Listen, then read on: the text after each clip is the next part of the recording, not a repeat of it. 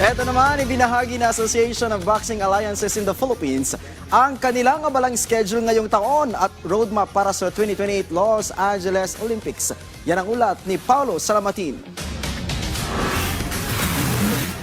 Determinado ang Association of Boxing Alliances in the Philippines o ABAP na mas patatagin pa ang kanilang performance ngayong taon sa ilalim ng kanilang bagong halal na Pangulo na si Marcos Manalo.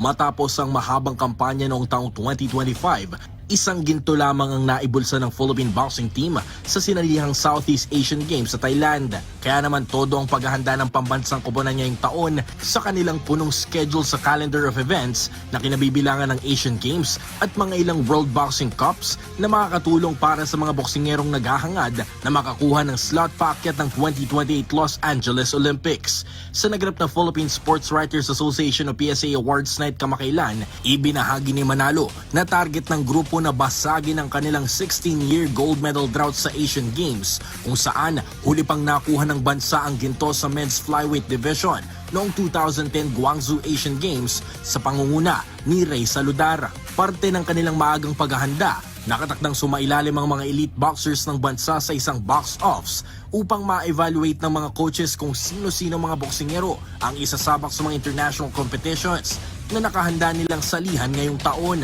Nakatakda ring sumabak ang pag-ensayo abroad ng pambansang koponan gaya ng planong 2-week training camp sa Brazil, Thailand, Japan at Uzbekistan.